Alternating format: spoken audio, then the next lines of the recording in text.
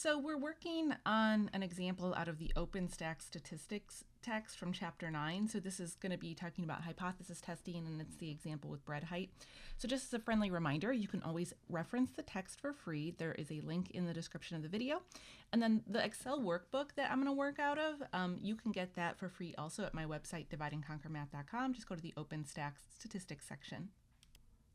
So this is an example straight out of the OpenStax text. So we have, suppose a baker claims that his bread height is more than 15 centimeters on average. And several of his customers do not believe him. So to persuade his customers, of course, he's going to do hypothesis testing. So the baker does a hypothesis test. He bakes 10 loaves of bread. The mean height of the loaves, sample loaves, is 17 centimeters.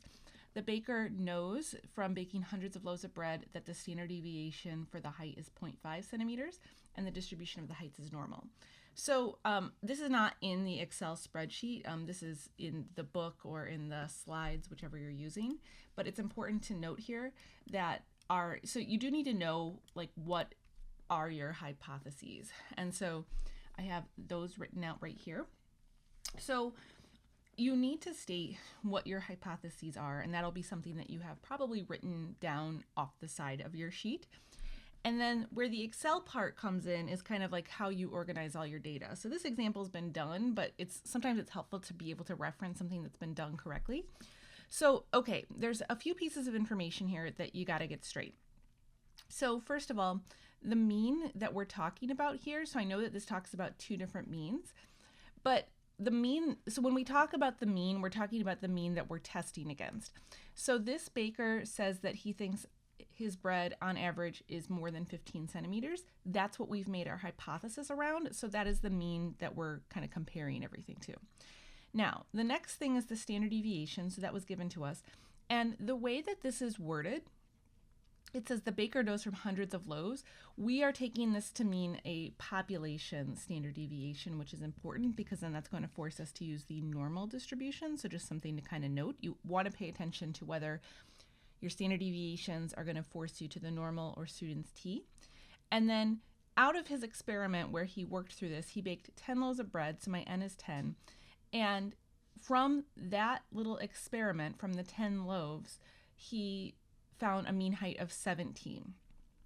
Okay, so there's like two different means here, but one of the means is from the hypotheses. So that's what we're going to call kind of our general mean. And then we have another mean that we're testing against, which is our x. So you want to keep these two things straight. And it's obvious which one's going to be your x because it's the one that's not going to be necessarily included in your hypotheses, okay?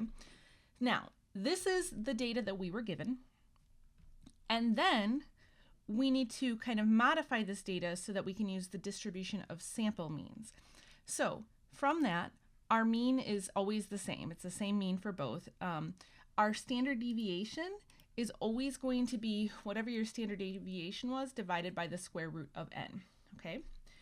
And then the last part here, so we want to get used to thinking about this is, so from this, you want a test statistic. So this test statistic at the end of the day, this is really a z-score. And so by computing this test statistic, so what this is doing is this is taking our x, so what we found in our experiment, so our x minus our mean divided by the standard deviation from the distribution of sample means. So this is kind of showing you when you calculate this test statistic, how many standard deviations away from the mean this particular mean is, okay?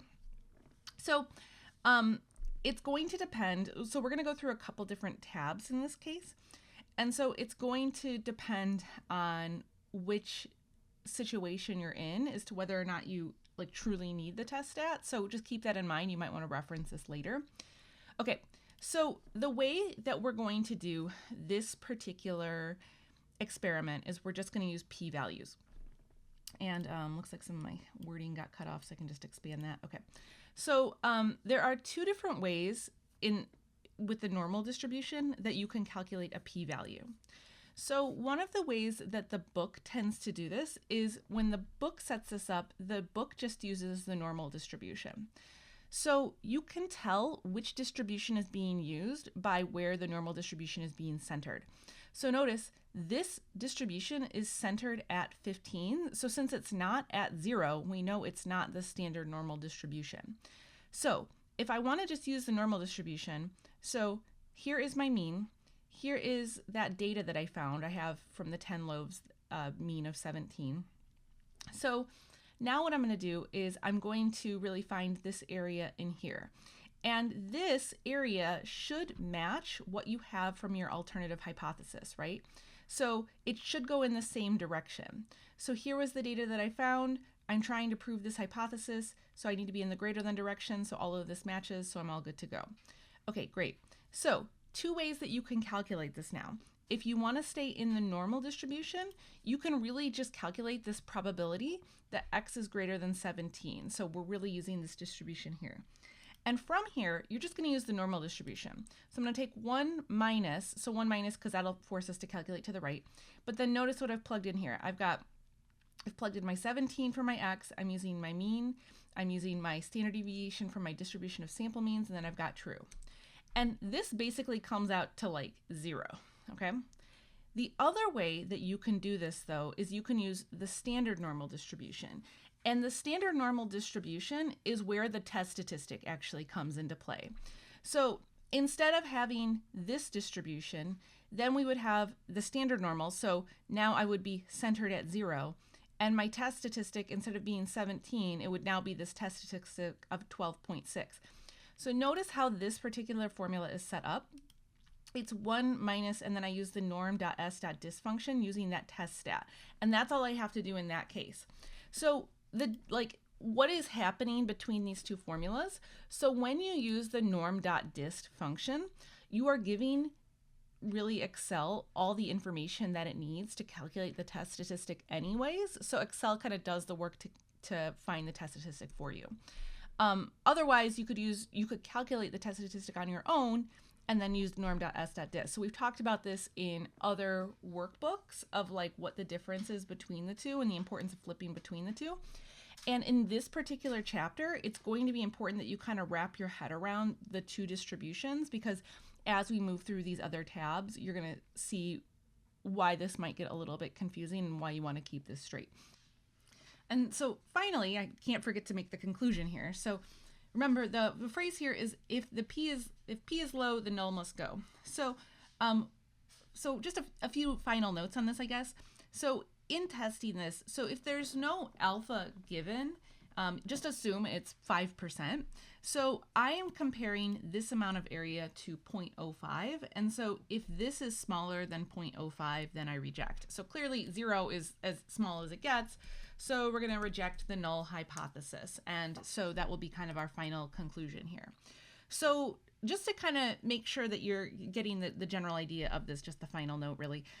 So this area, you're always comparing it to what your alpha area is. So p-values at the end of the day are kind of an area argument. So it's this amount of area versus the alpha area that would be contained, kind of just comparing those two things, I guess is what I'm trying to say.